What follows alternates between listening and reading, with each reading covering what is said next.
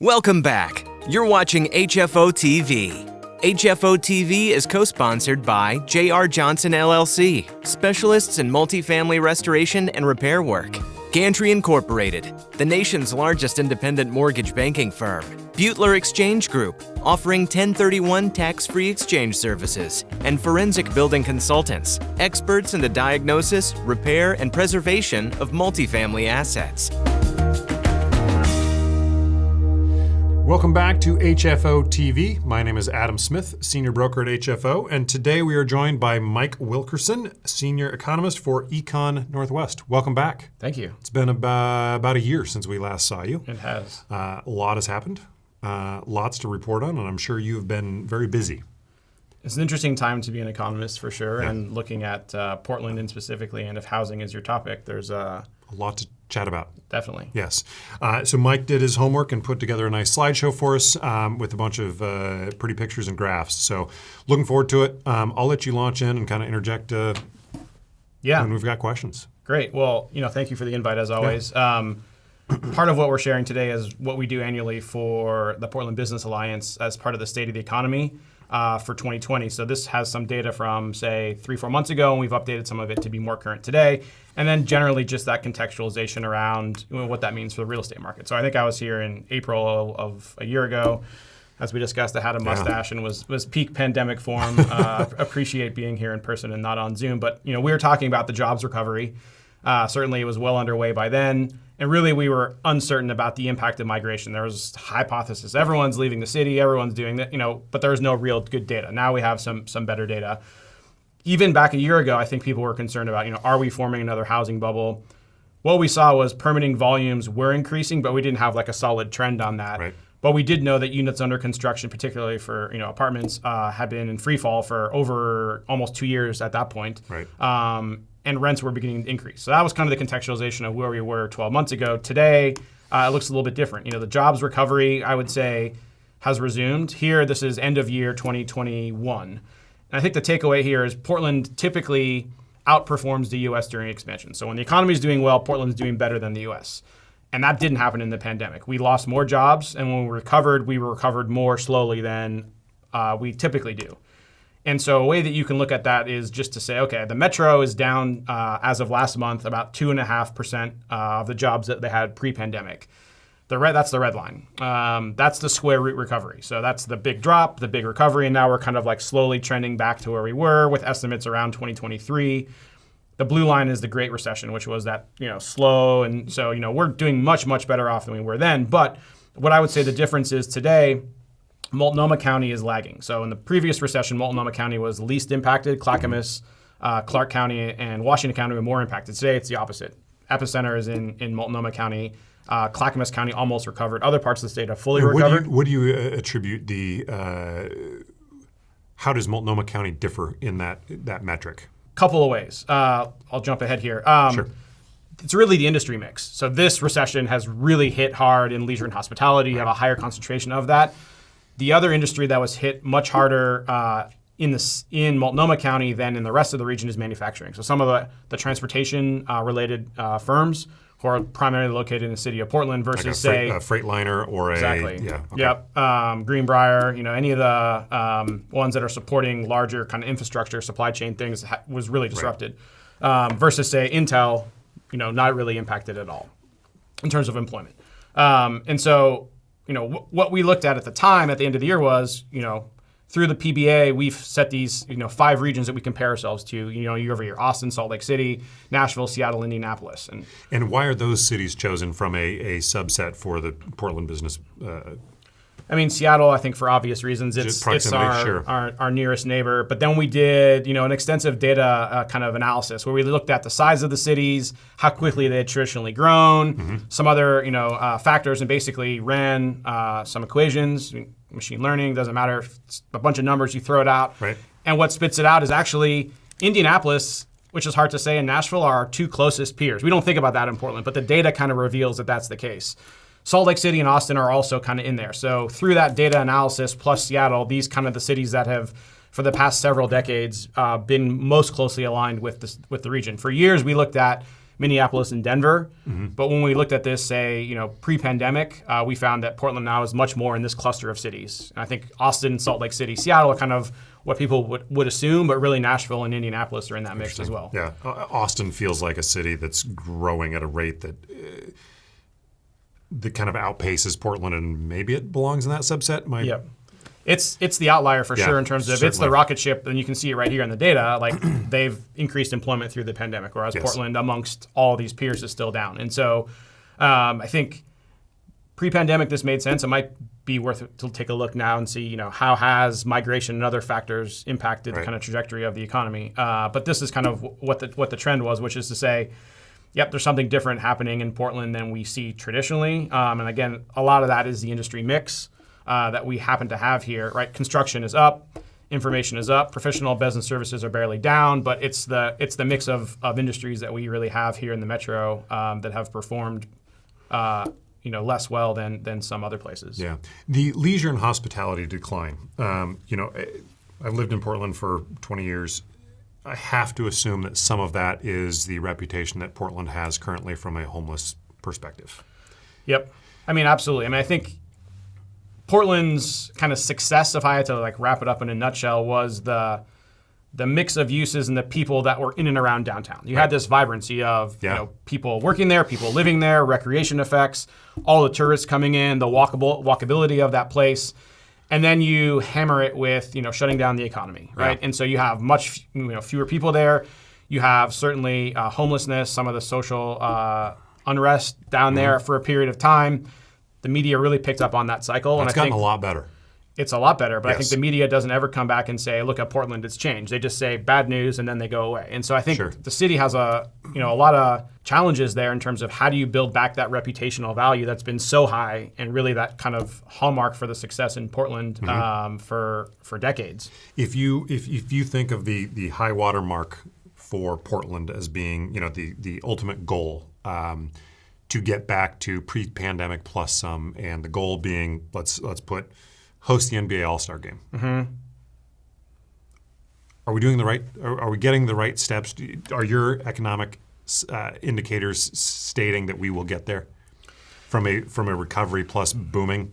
It's tough because I think what is generally the case is things can unwind very quickly, and it takes a lot longer to kind of get back to where you want to be. And so housing is one of those slow-moving trends where it's like, okay, we want to change the course of the housing market. You can't just snap your fingers and then everything's fixed. So I think the city's done a good job of identifying areas for improvement, directing resources towards them, and that's just putting that into play. And people want it fixed tomorrow. Some things you probably can do that. Yesterday would be preferred, but I think the answer is yes. You see huge improvement across all the kind of indicators you'd be interested in looking at. It's just that it's not where it was. And I think, now several years on in, people are like, well, why is this taking so long? Fair enough. Yeah. So, that's the jobs story. I think,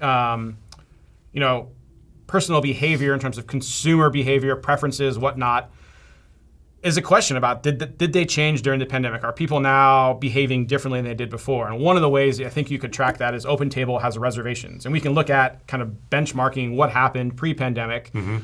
Austin, Nashville have exceeded that. Denver and Indianapolis are kind of near where they were pre-pandemic. But for whatever reason, Seattle and Portland haven't resumed kind of that pre-pandemic activity. And so I don't know, we haven't done thorough analysis as to what's in this, but there's certainly something different happening here that we've seen throughout the pandemic.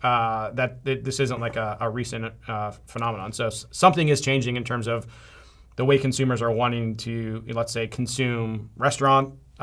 Is that more to go? Is that different types of restaurants that don't have open table reservations? We don't know exactly what's going on.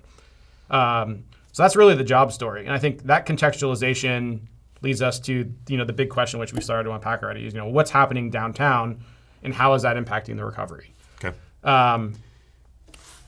One way that we looked at this is through this new data set that's available. It's called Placer, and they basically track individuals through cell phones. And you can track someone literally down to the 5-foot grid of where they are in 7-minute increments, throughout the day.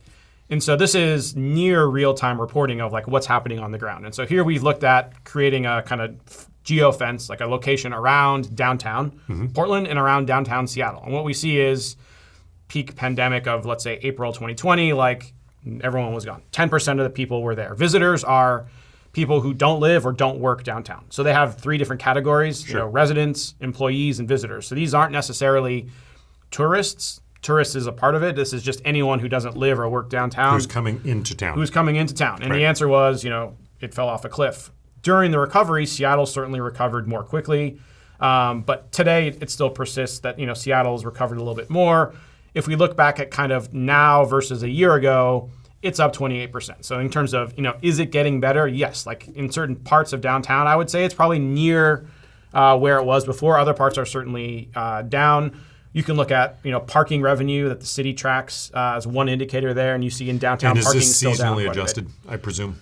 Yep, it's seasonally adjusted. So that's why you see that big peak kind of in the summer where it's getting back near to where it was. And I suspect this summer, based on that kind of trend, we should be back above where we were last year. Hope, right? That's the hope. Sure.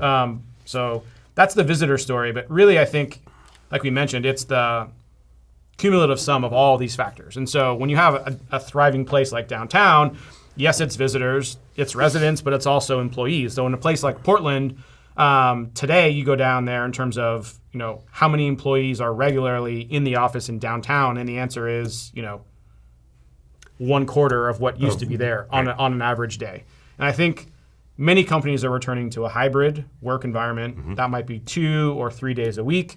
Yep. So you factor in, and we have some data here, higher vacancy, so fewer businesses in general, and the businesses that are there being there less regularly, you're just going to end up with, 40 or maybe less % of the kind of the activity that you once had. And so when you have a downtown that was been very successful in kind of connecting all the various amenity factors to where now you have lots of businesses that didn't make it through the pandemic, lots of new construction that never were able to get a tenant that have been vacant for a number of years. Right. It's a big challenge going forward of how you can get back to that same level of activity, vibrancy that relies on people being there. And certainly tourism is putting a dent in that, but it's tourism plus the employees and visitors, all of that combined is kind of why downtown is visibly struggling today where it was certainly pre-pandemic. Do you see, obviously this is increasing, and I think we'll see a big bump in the summer of both people coming into the city and also employees, I'm hoping. Are you seeing that trend line, picking up? Because I think for a full recovery, you need tourism to come back and you need employees to come back that then open the restaurants, come back, and that it's kind of a culmination of, right? Yeah, absolutely. I think that's the challenge is you really need all of it to get back to where you were because... You can't have one without the other. Can't have one without the other, exactly. Right. So visitors, I think the data is showing that it's coming back pretty strongly. I think the big concern is what the new normal is for downtown employment. And so... yes, the trend is back, but let's say on a daily basis, even if you get back to, let's say, 50% of where you were, which I think is optimistic. I don't think you're going to get back to 50% on average anytime soon. Like I think most companies are probably leaning into 2 days a week. So 2 days a week gets you to 40%. 40%, right? So I think that's kind of the high water mark, and you see we're approaching that, minus 60%. That's the answer is, we're kind of reaching that limit. And so over time, what will happen, I think, is, the office market will adapt to the new space kind of requirements and demands for businesses. Growth we see is happening generally in the economy. So what would have been previously growth in terms of needing new spaces is now just going to be kind of a eating flex at space. Just years and years and years of vacancy. Sure. And then, more flexi spaces, certainly, I think. There's a lot of uncertainty about what individual businesses are going to want. But I think in terms of, to me, the biggest impediment right now is the employment factor. I think, the tourists, the visitors, all that, the city is keenly aware of it. They kind of are trying to make inroads. But on an employment basis, like, what is the city supposed to say? You require people to go back to the office? Like that's, and businesses know that now. I think from a competitiveness standpoint, for years, Portland was always kind of the outpost. You had kind of small tech firm outposts, or you didn't have large headquarters happening in downtown. And so now, if these firms have leaned into that, I think that's even more of a challenge for downtown Portland, where it's like, well, if that was previously the reason to be here, was you're one of 200 people, so well, you don't need to be here now, so you might be anywhere else. So I think that's to me the biggest impediment when I look forward in terms of kind of the recovery of downtown. Office vacancy rates, again, I think I would be shocked if this reverses in the next, frankly, 2 or more years. I mean, I think when you look at what's happening in the market, people who are renewing leases are taking less space consistently or no space, and the number of new leases coming in is very small. So when you look at the runway of a, let's say 7-year standard lease, you rewind the clock 3 years pre-pandemic, you got 4 more years of people who are up on renewals. How many of those are going to take on more space, I think, is limited. And so now Portland is the highest amongst all of our peers. So there's something different here. But you see, most of the peers, Austin being the notable exception, vacancy rates are continuing to go up in these other places. Another thing that we've been tracking for the last several years is kind of this reputational impact. How do you measure that?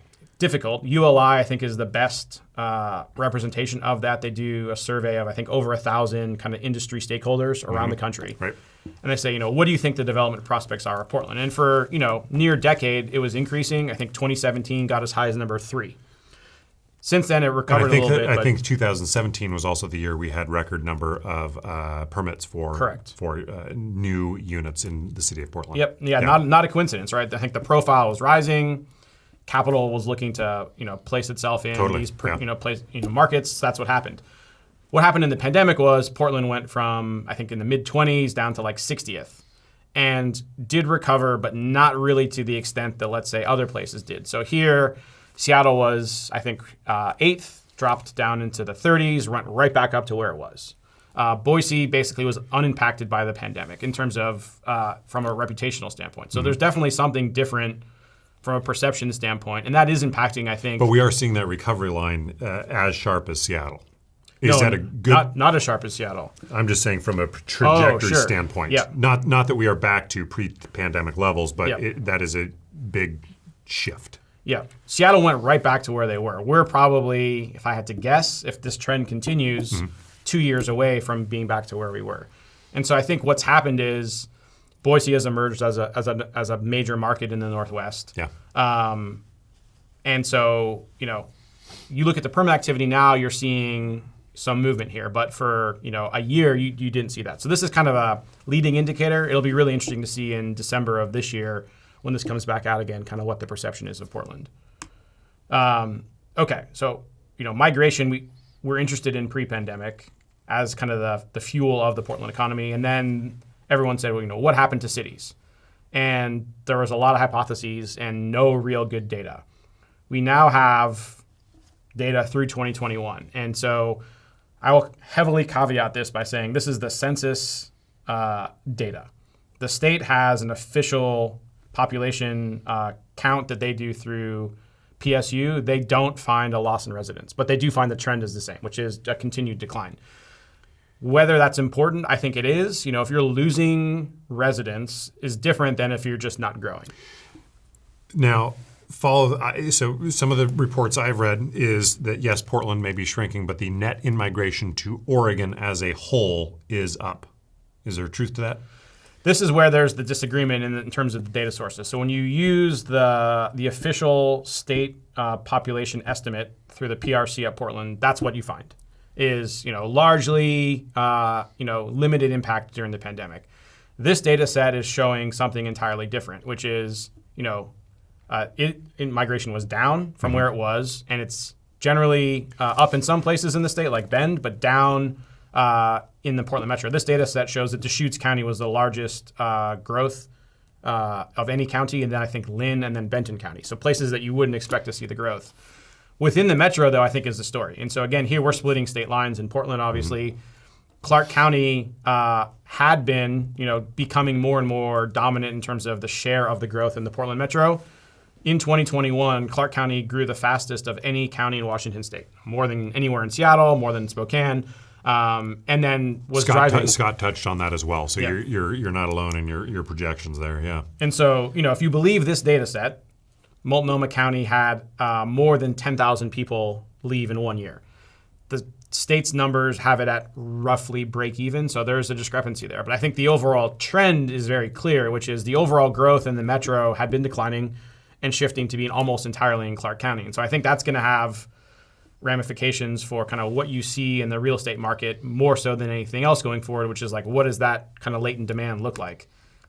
So, that leads into housing production, which, directly relates to affordability. We've been tracking units under construction now for many years. And well pre-pandemic, we could see, what's being delivered versus what's in the pipeline. There is an imbalance. And starting in 2019, you could see the units under construction in the city of Portland began declining.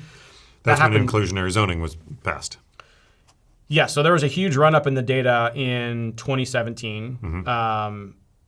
Many of those permits were, I think, people submitting with their 3-year window to get grandfathered in prior to inclusionary happening. Yes. So that for sure impacted the big run-up in permitting activity. This is under construction. So I think how many of those permits actually happened in that first year? I think it's, yes, some, but you look at the data, this was happening, prior to 2017, that trend kind of continued through that. We hit that plateau, which is roughly the 2 to 3 years of permits that happened around inclusionary, and then that fell off. And so again, when you look at investor sentiment through ULI, you had all these kind of factors leading up to this peak of the market in 2017, and then a decline. What we see today is, Clark County has already recovered. So Clark County hit the bottom maybe 6 months ago. There are more units under construction now than there were in the metro as of last quarter. Sure. Actually increased. The city of Portland, I think, is at a point where it's at the bottom. So I suspect you're going to see kind of flat for several months, and then when the permits start to kick in, I think you're going to see construction units under construction, resume. But this is after 4 years of decline, effectively. Right. This is the reason why, right? It's the permits. You can see there's a huge amount of permit activity resuming in the city. This is city of Portland only. If you take the trend through the first 4 months, we're on pace for about 4,000 units again, which puts us right back at pre-pandemic levels. Is that trend going to hold? I don't know. But last year you had 3,700 units. So you had a big recovery versus 2020, almost nothing happening. A third, right? Yeah. Yeah. So, I think the question is, what's getting built? Where is it getting built? What are the market conditions that are facilitating certain things? And certainly I think a big change over previously is the share of units that you see in the central city. So on the left is 2021. You see some projects in the Pearl, some on the Central East Side, a couple in the South Waterfront. The map on the right is year to date. You see very little activity happening on the Central East Side or in the Pearl even, and the rest of downtown, effectively nothing. Yeah, you're seeing a big shift there to the Lake Oswego's and Milwaukee's of the world. Yep, I mean, when you look at the what's happening in the rest of the county, you see again, activity is picking back up again, and you're not seeing that in the city of Portland. So I think that's a big question going forward. A lot of that I think is driven by the rents in the rest of the metro have increased basically consistently throughout the pandemic. The rest of the metro here is everything but the city of Portland. So everything within the 4 counties. Clark County plus not the 3 including counties. Portland, Yep, just as exactly. a clarifier. Okay. So, Central City in early pandemic times, rents went down by, depending on how you draw the geography, like 6 to 8%. Right. The city of Portland as a whole went down 2%. The rest of the metro never went down and just continued to go up. And so since January of 2020, rents, and this is per square foot, are up, roughly 20%. They're up 7% in the city of Portland and up 3% in the central city. If we look more currently at the kind of last quarter of data, what we see is on an annual basis, the rest of the metro is growing at about 10%. City of Portland and the central city are about the same at 5 or 6%. And so these are, from the rest of the metro's perspective, near historic rent growth rates. And so that rent growth is really fueling places that traditionally you didn't see a lot of development because the construction cost of the metro was really driven by the city of Portland. And so as they've closed that rent gap, places like Milwaukee, Tigard, Beaverton, Hillsborough, increasingly into Gresham, and really Vancouver probably being the number one beneficiary of that, are really seeing a lot of new development activity that you didn't see in previous cycles. What should we watch for? I mean, I think as an economist, people have been asking me for my whole career, like, what about inflation? I'm like, there's nothing to see here. Finally, and I think the Fed is I think doing there's something to here. see there. There's something to see there Yeah. for sure. And I think, where I would describe myself as like kind of an inflation skeptic for years, decade maybe. I think now I'm seeing an indication that despite what the Fed is trying to do from an interest rate environment, housing takes up about 40% of the overall inflation factor, so CPI. So whatever if housing was, doing zero, and the rest of goods were going up, it would make a difference. Traditionally, housing has grown more quickly, which shouldn't be a surprise to most who are probably watching this, than other goods, which is to say rents and home prices go up faster than other things. We actually aren't seeing that nationally right now, which is to say the other items are going up, at 8%. A lot of that is supply chain, pent-up demand.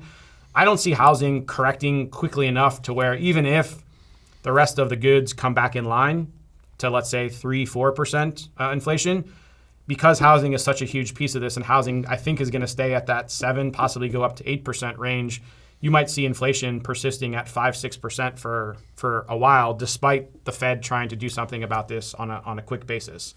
So that's something to consider because it has a couple of impacts. One, inflation is really weighing on consumers. Mm-hmm.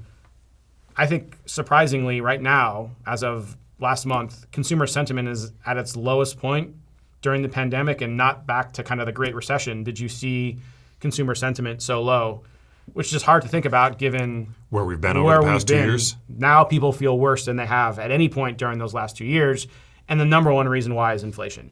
And so I think this is a concern for a variety of factors, right? But I think it's premature to start using the R word, but people are certainly asking, what is the risk of recession? Consumer sentiment has a lot to do with that. If people are thinking and less optimistically about the future, you're already that has there a huge, if they're already thinking about it. I think the risk when you look at the measures of recession is still minuscule, but it's growing. It's gone from people, if something goes from 1 cent to 2 cents, that's doubled, or 100%, or more. But that's still extraordinarily low on a scale of overall risk. But things like consumer sentiment have an impact on that. I think the other thing is mortgage rates. All right, so when we're talking in a housing environment, as inflation persists, the Fed has said directly, we're going to keep raising our interest rates, and then that's just a vicious cycle of Fed raises the Fed funds rate, Treasury, mortgage rates, everything falls in line to where we have unprecedented growth in the mortgage rate. I think it's grown more in a 2-year period than any time since the 1980s, back to rates we haven't seen since 2009, and no indication that this is going to slow down anytime soon. And so when you get mortgage rates increasing, one, that makes housing less affordable. So if you own a home and you're trying to go buy another home, a lot harder to do that. And then also on the commercial side, it makes underwriting projects more challenging as rates are at 5, 6, 7% versus 2, 3, 4%. What is your speculation on what the Fed does interest rate wise over the next, I'll keep it short term, 3 to 6 months? I mean, I don't profess to be a macro and I'm not going to hold you to this. We're not going to have this conversation. But I think when you talk to most people, and the Fed has said this, they've allegedly taken 75 basis point increases off the table. So we're not doing 75 basis points, which basically means they're going to do 50 basis points, probably a couple of more times. I think most estimates have interest rates going up by at least 1% for the rest of this year. To me, that seems 1% in total. Yeah, 1% in total. 50 basis point increases is what I think. I would say.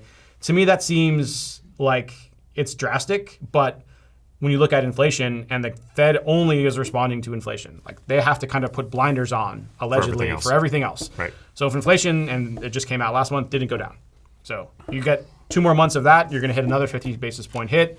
Like I said, because housing, I think, is lagging in the census indicators, as housing continues to be strong in the census indicators, I don't think you're going to see inflation drop a ton. But if inflation goes from 8% to 7% to 6%, maybe that's enough for the Fed to say, okay, we're just going to let it play its course and stop raising rates. But I think it's reasonable to expect for the rest of this year probably another full point in raises, which seems crazy.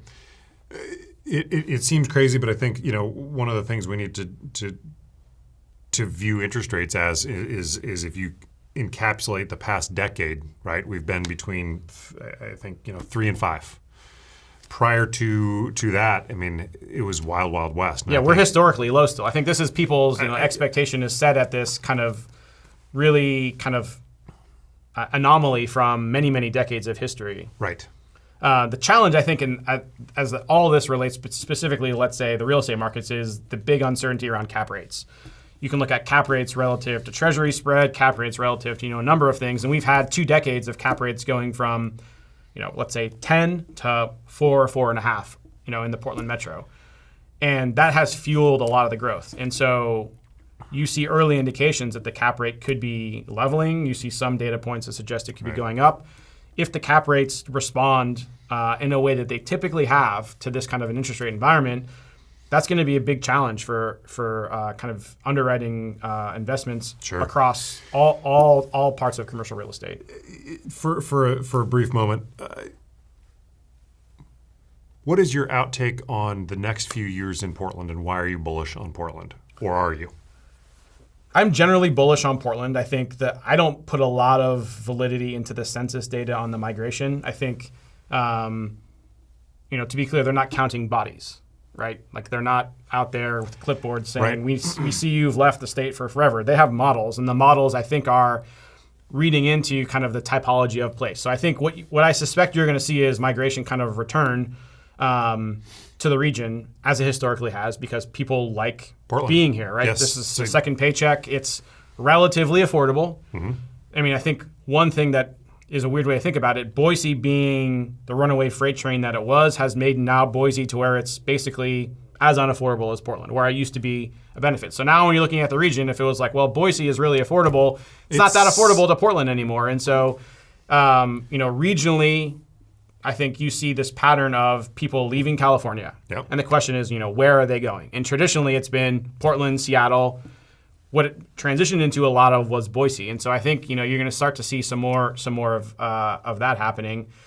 I think generally speaking, in terms of, bullish in the sense of what gets built in Portland, we have systematically underbuilt housing for decades. Yes. You can put a number to it. Statewide, it's, call it 100 to, let's say, 120,000 units in the Portland metro. That's a big number. It's a huge number, right? Yeah. It's many, many years, 5, 6, 7 years of cumulative production. Like, in the state, we hit, in good years, 20,000 units. So you're talking at the state level, it's a huge, intractable problem that we haven't really put a dent in. Lots of energy has been put into this. What's the solve from an economic standpoint? Is it as simple as removing barriers to entry for developers to build here? What's from an economist standpoint? How much time do we have here? Great answer. Yes. So I think the challenge is, I always, there's no silver bullet. And so the challenge is, you can remove all of the barriers. We should remove all the barriers. And I think Oregon has done amongst the best jobs of anywhere trying to be intentional about removing all these barriers. Even if you remove all the barriers, you still need the market conditions to be conducive of building. And the question is, I think the one that's really hard to think about is, will the market ever overbuild? Just to say, will it build more than the demand is at any given time to absorb? And the answer historically has been kind of no. Right. We don't really see examples of. Have there been any cities that have done that? So in the Great Recession, leading up to the Great Recession, I think you saw an overbuilding of housing in many places, but that was almost all in the single-family detached variety, sprawl, whatever you want to call it. Here, because of the urban growth boundary, the Vegases of the world.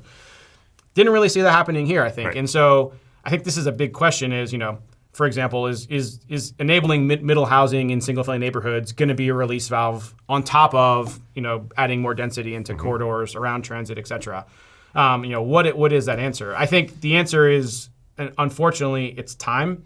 I think getting an acknowledgement of the scale of the problem, we've done a really good job of now. And the state has now, through various state-led initiatives, say HB 2003 predominantly, looking at housing production strategy. So every city in the state is going to have to, every 6 years or every 8 years, kind of come up with a goal and track their production and show what they're doing to facilitate housing happening there, which is a combination of barriers and market conditions. So you really, I think, are going to start to see where an acknowledgement of what types of incentives do you need to get the outcomes you want versus just saying, well, we don't have any barriers. I think that used to be okay. Now you're going to have to go further and say, not only do we have no barriers, what are we doing to facilitate what we want to see as an outcome? Right.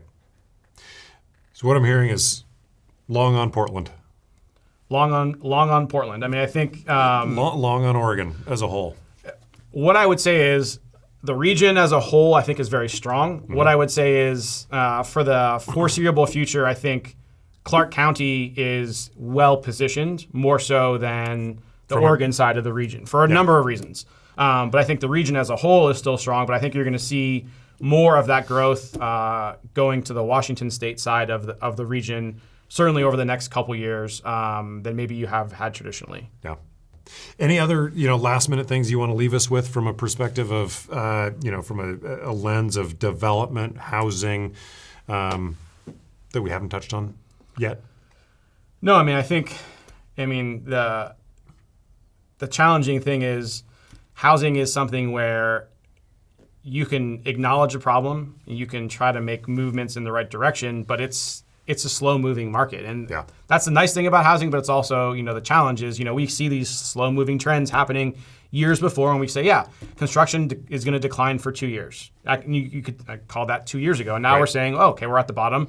It's going to increase. But there's not really a lot you can do to flip a switch to change that tomorrow. So I think what I would say is an interesting time now is that things like middle housing and other tools and incentives are being aligned to say, what can we do to kind of get that consistent amount of production that we've needed?